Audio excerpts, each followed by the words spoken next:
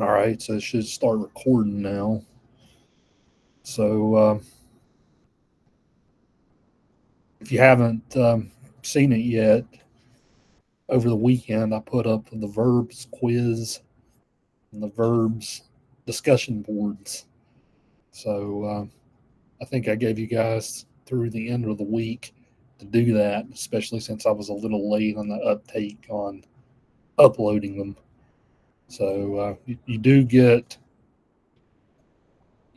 two stabs at doing the verbs quiz as well as the noun quiz.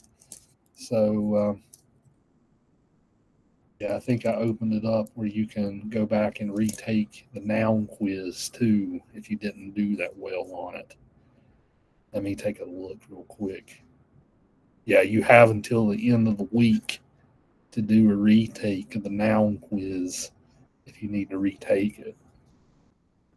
I'm doing it that way because these like little quizzes during these weeks we work on grammar. That's just extra. Um, well, it is busy work in a way, but you do need to do some type of work to show that you're understanding the concepts. And I don't want to make it an assignment that punishes you if you don't do well on it. Like it should be there to kind of help you practice. That way, by the time you take the real test at the midterm, you'll be ready for what's going to be on there. So both the verbs and the noun quiz, and then you can do a retake if you didn't do that hot the first time. I did notice the noun quiz, the grades were a little low the first time. I actually went back and checked every single person's because Moodle will count it wrong if you spell something slightly off or something like that. So I did go back and check everybody's. So I don't. I think it'll still give you the same questions the second time you take it. So it should be it should be pretty easy. If you retake if you miss a couple. I think I gave you guys till the end of the week. Yeah, I get till Saturday the 10th to do the verbs discussion questions. I see that if everybody here, Amelia has submitted already. So good. And this week, of course, we're talking about pronouns today. We'll see how far we get, and then we'll talk about adjectives and adverbs on Thursday. Did you fix that one part of the quiz where it counted it wrong, even though it was right? Yeah, I fixed that. I Yeah, added because I added that in as a correct answer. Yeah. it's crazy because it told you to put it in that exact way, Yeah. and then it counted it wrong. Well, that one was my fault because I set in the instructions to type it in that exact way, and then in the answers that I programmed that I didn't program that in. So go figure. Right. Yeah. Okay. But yeah, I went back. It actually it actually went back and regraded. Of course, you retook it and got 100 on it, but it actually went back and regraded your first stab at it to count those right. So And the only other one I missed the first time, it. I know that you probably shouldn't do this, but I did look it up and it told me that it was a transition verb. I think that's what it was, a transition verb. Something transitive, about transitive. transitive. Yeah. And that's what Google said. But I know Google's not always right, but I'm just saying. I was like, okay, well, I Remember, don't know. remember, a transitive verb is a verb that you can kind of end the thought on Right. without needing a direct object. Yeah. So I forget exactly which verb I said it was on the I think quiz. it was merit or something. Merit, I want to say. I don't remember. I mean, I'm shocked that I remember as much as I do, actually. Okay. I'm going to walk away for 2 seconds. I'm so sorry. I'm making dinner at the same time as I'm doing this, and I can't. Modify, that was the word. Modify. Modify. Yeah. 2 seconds. I'm just walking away. Yeah, like if you say, I modify, Okay. well, what are you modifying, right? So that kind of needs a direct object. So, very good then. I liked the discussion questions that I posted for the week. Let me tell you what those are. It was one of the focal points of the lecture on progressive tenses was that in writing, one can avoid clutter by using the simple past, present, or future. Do you agree with this? Is there a specific time where it would not make sense to use the simple tense when you should use the progressive? Then I had a question about see and seen, see, saw, seen, and a question about, like we were discussing last week, is that a lot of you guys said it sounded hick to say, like, I catched the ball rather than I caught the ball. So I had a question about that too. I'll look forward to reading them, see what you guys come up with on those. So let me share my screen now, and we will discuss pronouns. Also, give me a second. I will record attendance for today too before I forget. Hey, baby. Did you have a good day? Yeah. I'm sorry. I didn't realize I wasn't mute. Oh, you're fine, Amelia. How's your mom doing, by the way? So much better. Night and day difference. But she has COVID now. And she's having some heart issues. So they're wanting to do some minor surgeries that are usually like outpatient, but they're making her stay. And then she should be able to come home, but it's like night and day difference. It's like a miracle. It's wonderful. Thank you for asking. I'm glad she's doing better. Yeah, it's crazy. This class, my kid gets off the bus right around the same time we start, so my youngest. So I didn't mean to. I hope nobody thought I was calling them baby. I was talking to my little. Okay, let me mute this. I thought you said call me. I thought you said call me maybe instead of call. Oh no, I said, "Hey baby, how was school?" Is what I said, something like that. I was just making a funny right there. Yeah, that song. It is. Yeah, there you go. I get it now. It's been one of those days. I'm trying to bite off more than I can chew. Making dinner at the same time because I'm trying to get it to my mom while she's in the hospital. She hasn't had dinner, good dinner since she's been there. Okay. All right, everybody. So the pronouns chapter. So this of all the chapters in our book, this is probably going to be the one where we have the most interesting discussion questions out of, because our language is rapidly changing when it comes to pronoun usage, as we'll talk about in just a second. But typically, when it comes to pronouns, with this, of course, this is an issue with point of view as well. Like typically, you have what we think of as first-person pronouns. So I, we, maybe a possessive pronoun of that is my or our, depending on whether you're using singular or plural. Typically, the second-person pronoun is you. We don't have a good second-person plural pronoun in the English language, so we just say you all. Of course, we Appalachians get rid of the OU and just make it y'all. And third person, he, she, it for singular, they for plural typically. And the possessive is usually his, her, or them. So the problem with this is, as I said, the English language is going through a rapid change. If you take a look on their book, take a look at page 85, um, 84 and 85. There's some interesting passages in here about this. If you take a look at the middle paragraph on page 84, I don't know if you guys have your books handy, break them out. But it says another characteristic of our pronoun is the awkwardness in usage. It's the absence of a gender neutral third person singular human pronoun.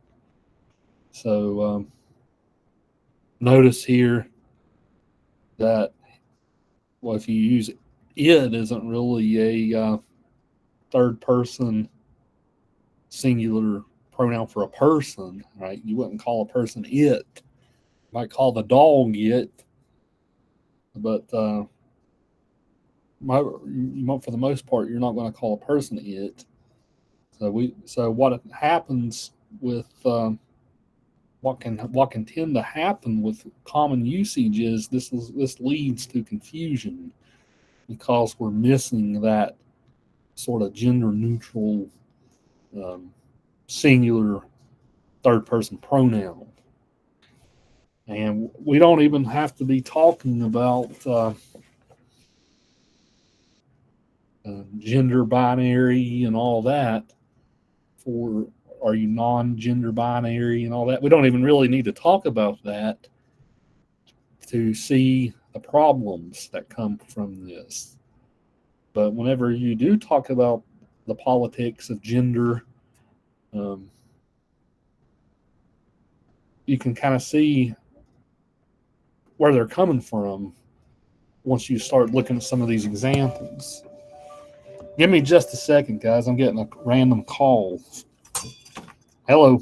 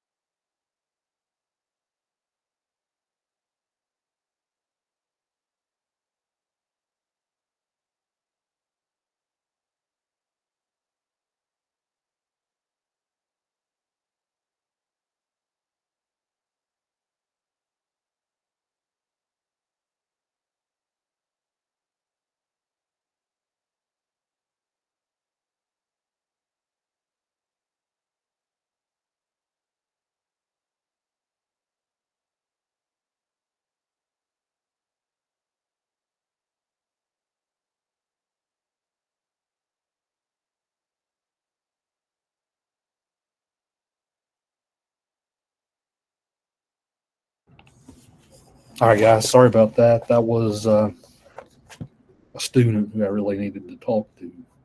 So sorry about the interruption. But where I was going with this was because there's no third person singular gender neutral pronoun, even in common usage, whenever a pronoun is referring to a noun and the gender of that noun is ambiguous, it actually causes some issues. So just taking a look here at some sentences. These sentences actually come from the book on page 85. Um, how would you fill in the blanks in the following sentences? Explain your choices. So all these are third person singular. Okay. So, Amelia, I'll start with you. No competent lawyer would advise blank client to lie on the stand.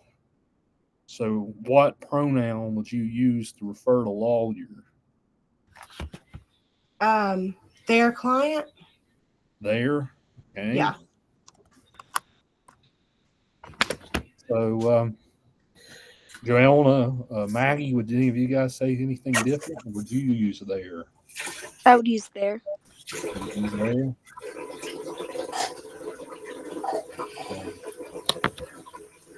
Yeah.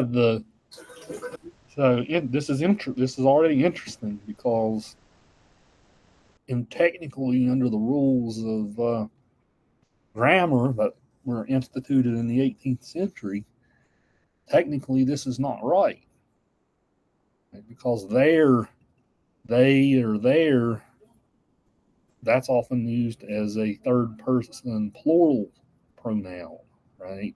They, their, them.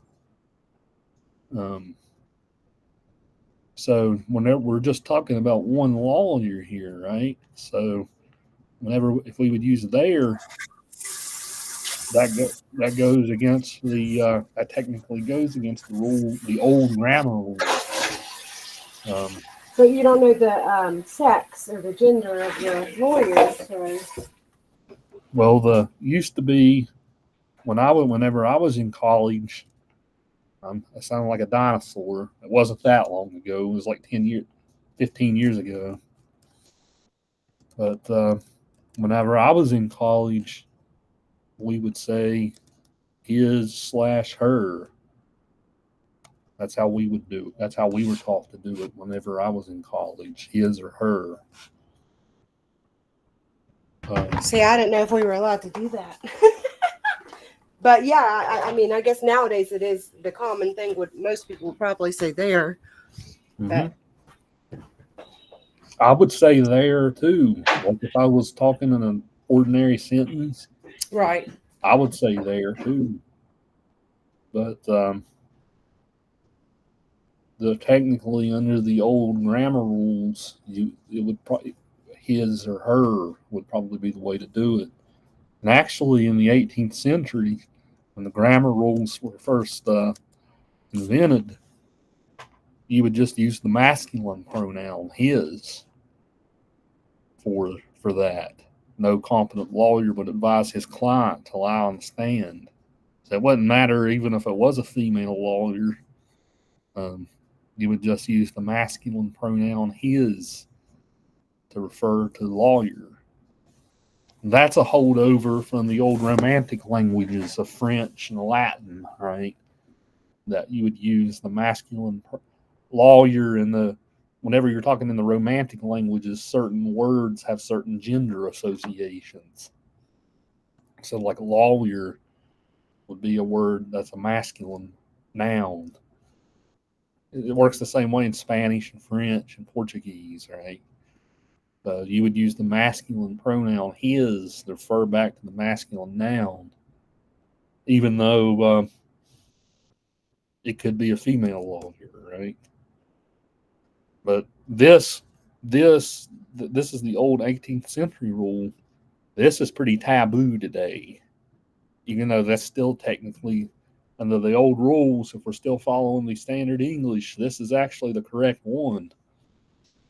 But today it's because of maybe common usage and maybe also because of gender politics, that one has fallen out of fashion, right?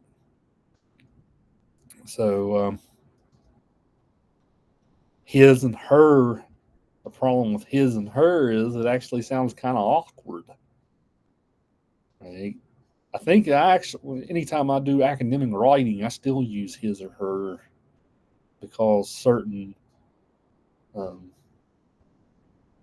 certain scholars are very old crony about sticking to the rules. But it does sound kind of awkward. No competent lawyer would advise his or her client to lie on the stand. Kind of sounds like you're trying to overcompensate in a way, right? By saying his or her.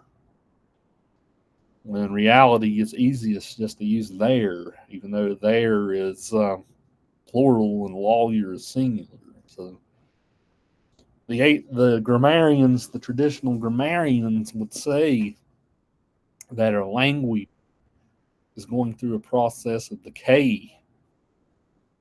Like that's why they invented the grammar rules in the first place, right? They saw the rules were all over the place. They thought that our language was decaying into pure chaos. So they invented the grammar rules for that reason. But today, even the traditional grammarians see something like this, and they think, well, our language is kind of going to hell in a handbasket. Right? If we can't hold they or their as a plural pronoun, like, then even how are we going to know the difference between the plural and the singular if we kind of mix it up? I guess the answer to that would be you just kind of have to go in the context of the sentence, right? You'd have to figure out based on the noun. If you said no competent lawyers, if you use plural, would advise their client to lie on the stand. Well, that would be correct under the old rules. So you guys can kind of see what I'm saying. The pronouns aren't if we use their, we lose a little bit in terms of meaning, but not enough. I would argue not enough to completely throw the sentence into complete ambiguity, because you would still know is it singular or plural based on the noun that the pronoun's modifying. Let's try this one. When a child learns to speak, blank can make blank wishes known. So, Maggie, which ones would you use for this one?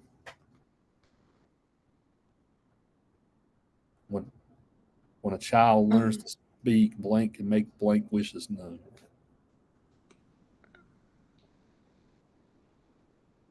He or she, and then him or her. He or she, and then his and her. Okay. I think, unless I'm mixing them up. When a child learns to speak, he or she can make his or her wishes known. Yeah, I mean, like I said, 15 years ago, whenever I was in college, this was how we were taught to do it. Is this how you were taught? Is this how you were taught in maybe grade school, middle school to do it, Maggie? Yeah, I think that's how it was written in like textbooks and stuff, like on worksheets when I was growing up. But then you would eventually start to see like they instead.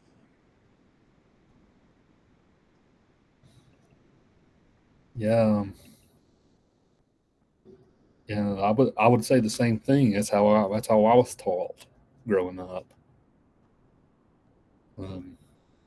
Amelia, which one would you use? Would you use they and their, or would you use he or she and his or her? Today, they and their, but because of the correction, you know, what you told us, the he and she, and then his and her. But yeah, especially for me, because I think you and I are closer to the same age. Right. So that probably is how it was. It was definitely in our books that way. His or hers. Yeah, you remember it being that way when you were in school too? What year did you graduate? 2006. Yep, we're the same age. Yeah. Calling yourself a dinosaur, listen to you. Yeah, we're, yeah, we're as wise, Amelia. We'll just say we're wise. Yeah, You have to use it. we're millennials. Yeah.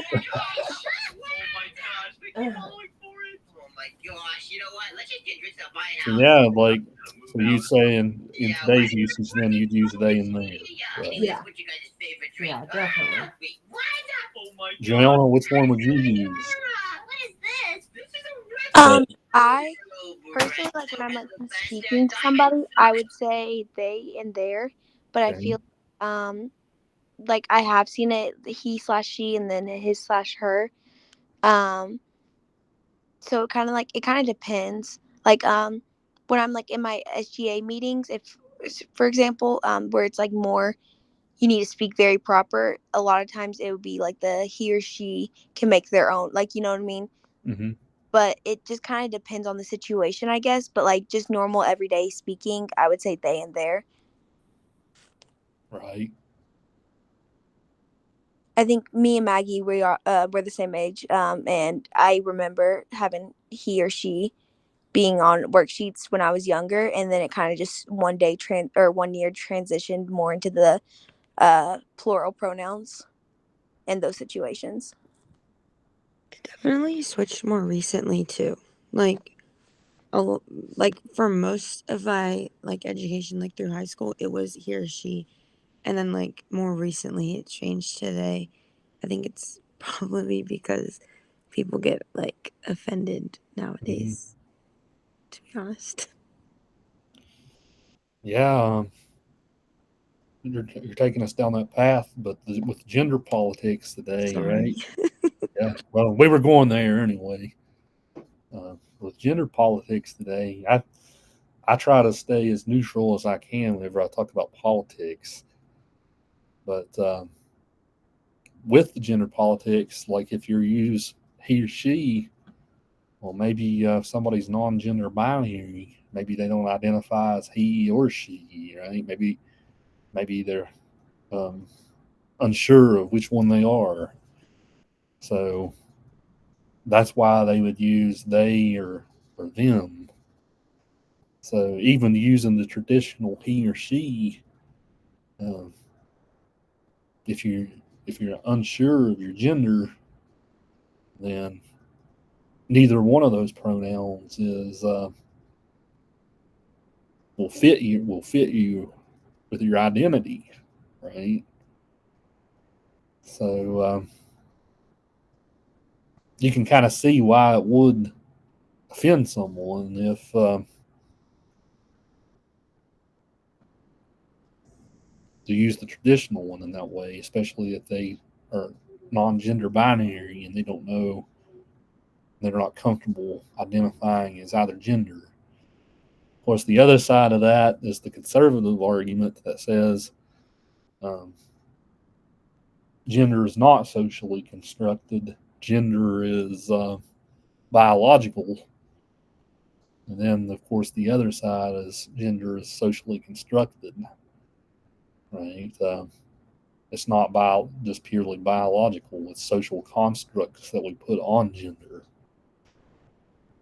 So those are the two sides of the argument. And this is something that is very polarizing. Of all the stuff we're going to talk about in this class, this is probably the most polarizing thing today. Um,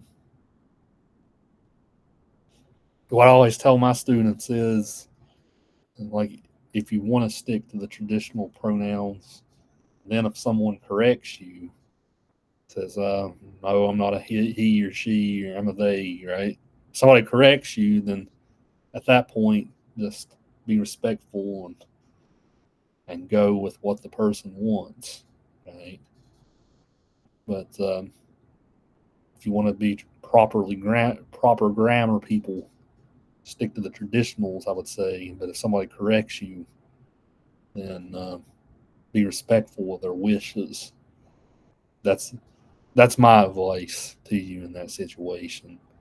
Of course, I guess you can avoid getting in any type of awkward situation if you would just use they in the first place. So I don't know. That's my sermon on it. What do you guys think about it? You agree with what I'm saying, or would you just use? Uh, I I agree with what you're saying. Personally, because in everyday talk I use they in there just because I mean this is like a personal thing, but like I'm female and I've always been female. But growing up, I had a really short haircut and got misgendered as a boy. I was a tomboy too, so I got misgendered as that a lot, and so like I could take offense to it, even though it's not really that offensive. It was just like I'm a girl and I was a born girl too. You know what I mean? Like it was just like so I do think that just they and them can just I don't know, kind of protect people's feelings a little bit because you never know. You could just you sometimes people just look different than what they are, and I feel like that's the way just to kind of avoid any confrontation, if that makes sense. right. I had the same problem, Joanna, when I was a little girl. I was like 5. Same thing. Mom cut my hair really short. And I was so offended when someone would call me a little boy. So I know what you mean. Oh yeah, But, people parents all the time. You have a well-mannered young boy, and they would go, "That's my daughter." yeah. But my nephew is transgender. But I tell you what, if you accidentally call them the wrong gender, they will let you know. Like they will pound it in your head. And I hate that, they feel that they would need to. You try to be respectful. It's truly an accident sometimes because, I changed his diapers whenever he was a baby. Like he was a girl for so long. So it can be difficult sometimes just subconsciously. You're just talking and then he gets really offended if you say it incorrectly. So um, just like when I was a little girl and people accidentally they thought I was a boy. So I get it, but Well, I get all the sides of the spectrum. So yeah, I was going to say that sounds like a case where um, they're correcting you, right? So that's a case. Just be respectful of their wishes. right, exactly. And of course I try to. It's truly an accident whenever it Right. happens otherwise. But yeah, you're absolutely right about that. Just respect their wishes as best you can. Yeah, I think there's some wisdom in both approaches. I think what Joellen is saying is probably the most wise thing, though. Like, Absolutely. if you want to avoid conflict, then just use the they. But maybe somebody's uber conservative, and at the same time, maybe somebody's uber conservative, and then they get butt hurt that you use they or their, right? So there's really no winning um, in either That's scenario. life anymore. Everybody can. It's so easy to offend people. So you're right. There's always going to be a loser somewhere. I guess it depends on who you would be more mortified at offending in this case. Yeah, that's true. That's a good way to look at it.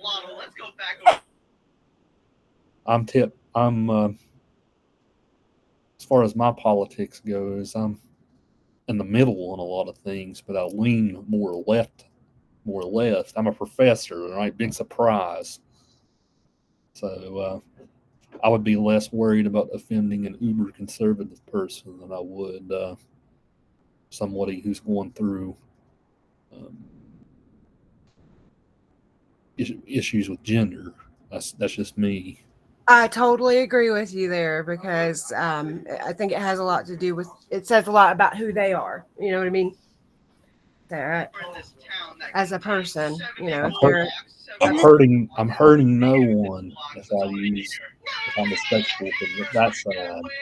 I feel like I feel like I've never been in the situation where I'm to say they or them to somebody that I don't know. It'd be like in like this situation where I don't know who the child is. It'd be like that child. You know what I mean? Like it where you don't know who the child is. So I don't think like I feel like there's less likely of a confrontation to have conservative saying using they them than Right. actually, like actually misgendering it.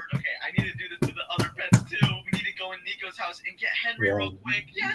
Yeah, I think you're right. The chance for confrontation is less likely.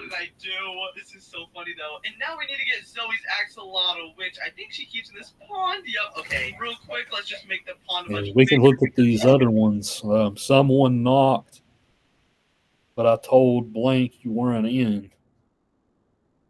If you said him or her right here, that would kind of sound awkward in the context of the sentence.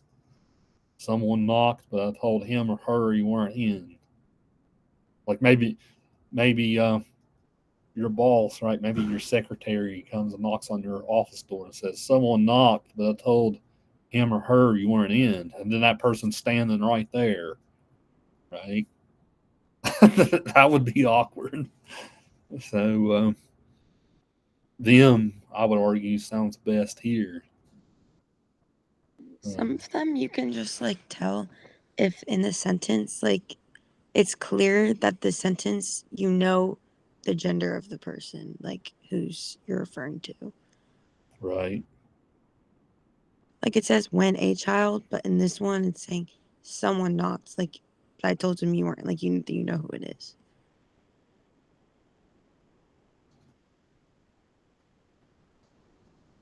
Yeah, any person who travels abroad needs to have blank passport validated.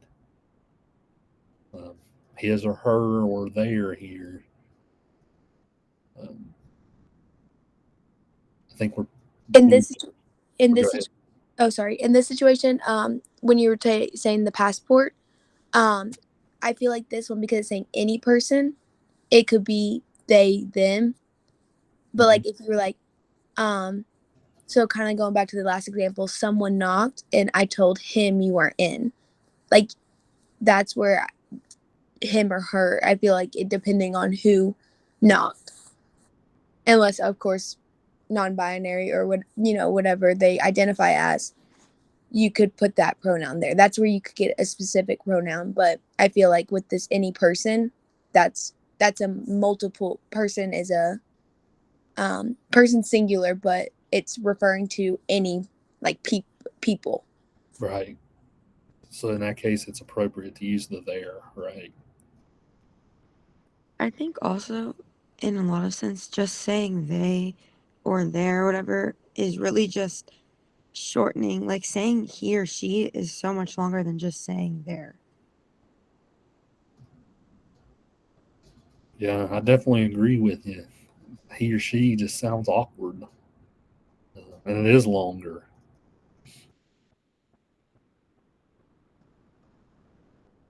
It feels like it adds clutter.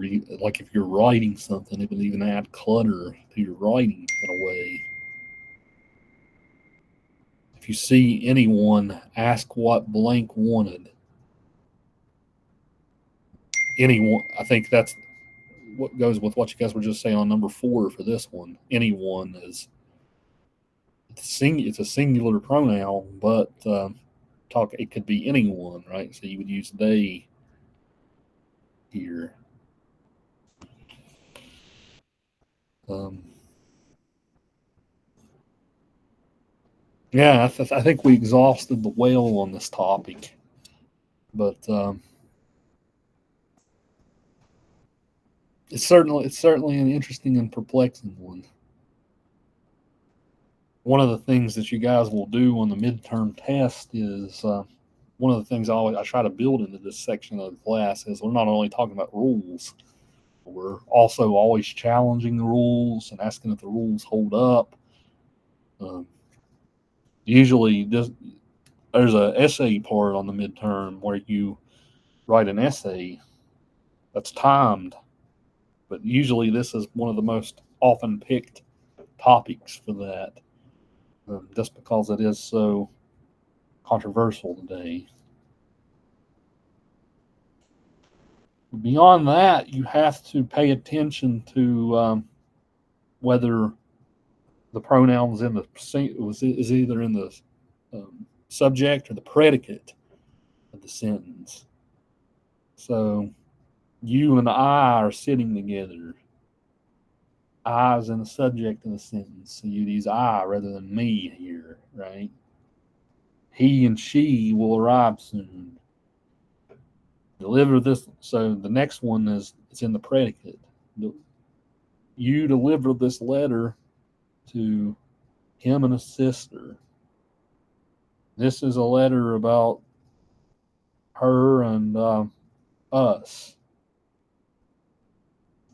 They spoiled you and me in this case. You and me. Because it's in the predicate, not in the subject.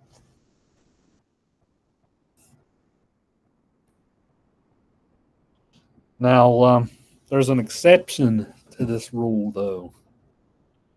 This is a holdover from the 18th century grammar. But if you have a sentence like, I'm taller than blank, the question is, which one would you pick here? I already have it spelled out on the notes. And in this case, if you were being a traditional grammarian, you would say he. And the reason for that is you're kind of shortening your sentence in this case, and you're leaving the verb off. But the verb is implied, but you're kind of, this is almost like a shorthand where you just leave the verb off. If you say I'm taller than he, you're pretty much saying I'm taller than he is. So, but if you say I'm taller than him, I would argue that sounds better to your ear than I'm taller than he. So this is another case where the traditional grammar differs from everyday usage. Which one would you guys say? Would you say I'm taller than he or I'm taller than him? Him. Him. Universal agreement then that we would use him in this case.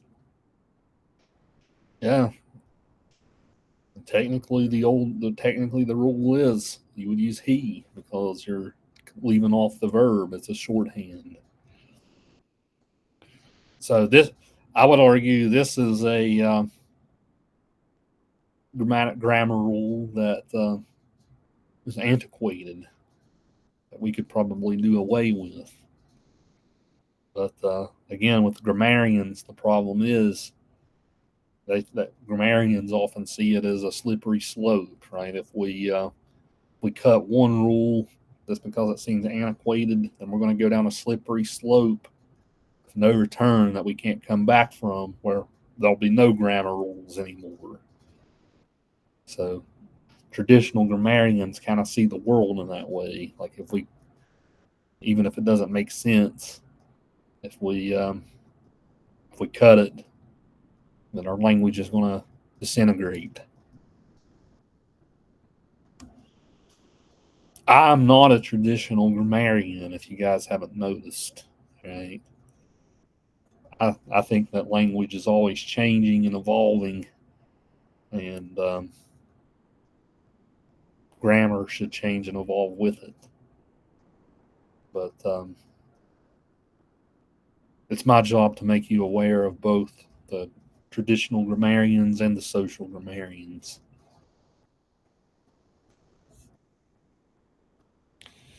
Another thing that we should talk about is reflexive pronouns. So, one case issue here is, when would you use a reflexive pronoun? Usually, when you use this, or when you use one of these, himself, herself, themselves, if you're using one of these, you're doing it to draw emphasis. So my whole family is Republican, but I myself am a Democrat. And if you cut that myself out, my whole family's Republican, but I am a Democrat. Well, it maintains the same meaning, right? You're saying they're Republican, but I'm a Democrat. But if you add the myself in there, it draws extra attention to the I. My whole family's Republican, but I myself am a Democrat. So it's almost like saying the hell with the rest of my family over here who's a bunch of Republicans. I'm a Democrat. I'm the one in the right. Right? You guys can kind of see where I'm going with this. It's so hard when you want to emphasize what you're saying, basically. Right. So, the women built the garage by themselves.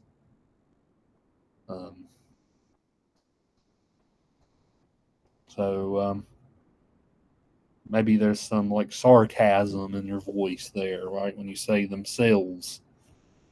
Or maybe we would say the women, probably a better way to write this, the women themselves built the garage. I think that's a better way to write that. The women themselves built the garage. Like, oh, look over here. Here's a bunch of women who are good with tools. Right? That's kind of like what putting themselves here kind of has an insinuation of.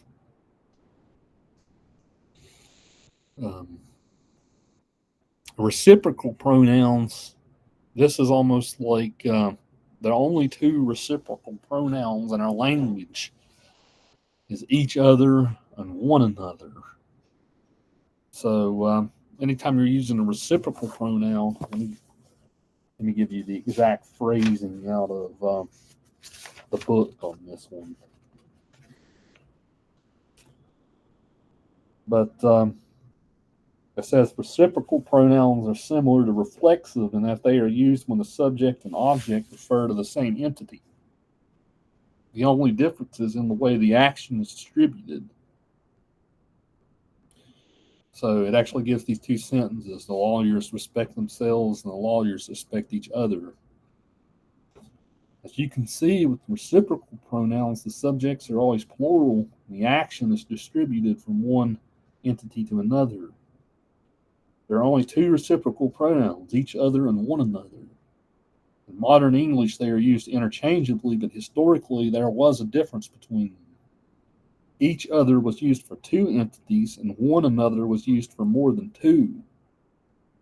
So, in this case, if we said each other, maybe they're two partners who have a law office together, right? Just two lawyers.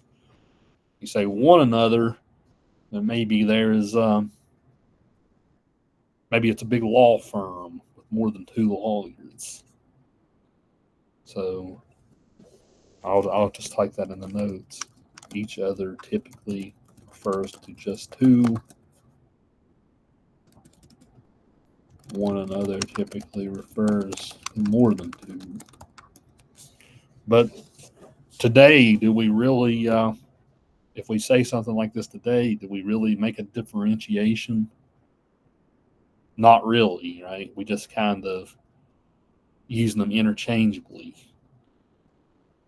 So again, another pronoun rule that common usage today is making antiquated. You could argue whether you should use each other or one another in these cases.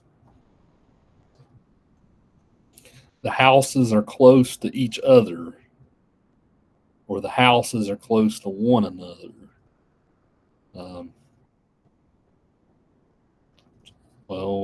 If you're talking about two houses, each other, maybe if you're talking about a whole big, maybe you're talking about the house on one side and then the house on the other side of your house. That would be a case where you would use one another. Does it really matter? Does it sound bad to say each other versus one another in that case? I would argue no, it doesn't really matter. But again, the traditional grammarians would argue that it does, because you lose meaning in your sentence if you use the wrong one. Thoughts on this one? Does it matter to you guys, or would you think that it matters? No, not at all. No kidding. He makes me laugh. That one's not a big deal at all. Not in my opinion.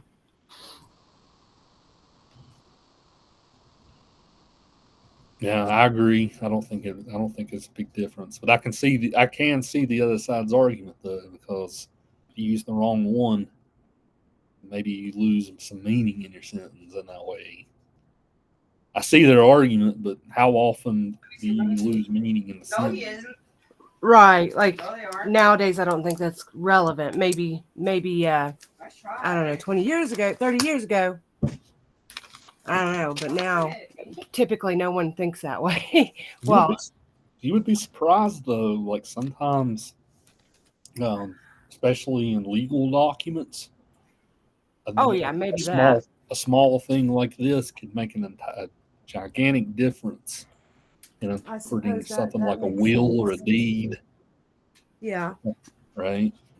I would say like this sounds bad, but like I can think of like essays and stuff where I've had to do compare and contrast. I'm pretty sure even for you in World Lit, and I've used both of those in the same essay, so I'm not repeating the same word. And I'm like how the like how where I was like saying how I think it was Dante's levels of hell and ditto.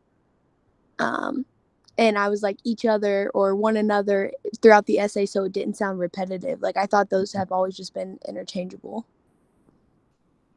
Right. That's probably not something that I marked you on. I wouldn't imagine. I don't think I ever got marked on it. Yeah. I think something like you know how people will use like several He doesn't have it yet. as opposed to when you're talking about more than one to the few. Do you get what I'm saying? Comparing few to several, like some people, they make a big deal about that, like there's only a few would be like 3, right? Several would be 3 or more. I mean, at least that's what I've been told, type thing. Like I know that there's a difference in that. I don't think people make a big deal out of that nowadays either. But like for this, what we're talking about, one other as opposed to each other, I really didn't know. But the legal thing, that was that threw me for a loop. I didn't think about that. I didn't consider that at all. It's not me, because I still got mine. One time, there's a lawyer in Beckley who's a good friend of mine, Steve New. He actually called me to his office one day, and he had like this deed from the early 1900s. There was just an ambiguous sort of issue here, like we're talking about. Asked me for my opinion on it because it was almost like the whole difference in the case, just a small sort of thing like this. So, yeah, law especially revolves around technicality. Understanding grammar at its core is essential for law, I think, because it can come down to something like this. So, food for thought. I know, Joanna, you said before you're thinking about going to law school. So, you'll be up on your grammar after taking this class, at least.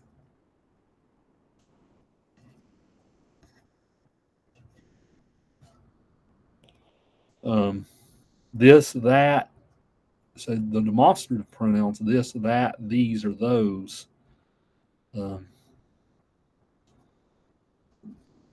So usually the demonstrative is you're referring back to something that was in a previous sentence. That's what you're using those for.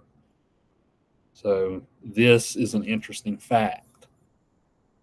Well, maybe the interesting fact has to do with the one another and each other thing that we just talked about. The this refers back to that, right? Um, these um, these grammar problems, right? Referring back to the problems we discussed up above. Right, so you can kind of see the difference in here is between using these, this, that, these, and those. That's why we use those in our language, is to refer back to something that was in a previous sentence. And I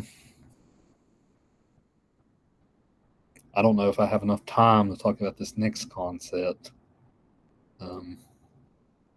Let's say this next concept for Thursday, because this one takes a while to explain. Okay, that's the relative pronouns. Do you use that or which? Do you use who or whom? That's really technical, so we'll save that one for our next lecture on Thursday. We'll also start the adjectives and adverbs chapter on Thursday as well. So let me make a note.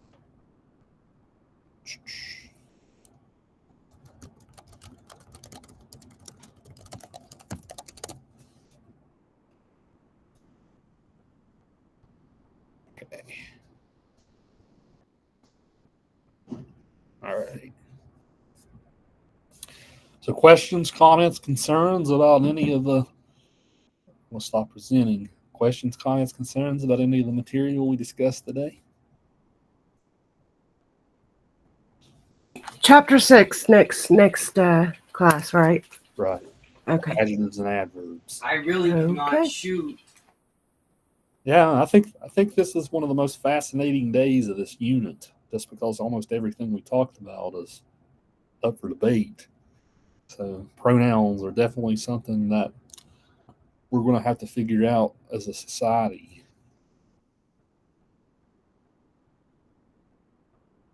But again, there's so many speakers of English today. Maybe Americans come up with something different compared to the Brits. Maybe the Australians come up with something different than Americans, right? So depends who we listen to. So I will go ahead and stop recording.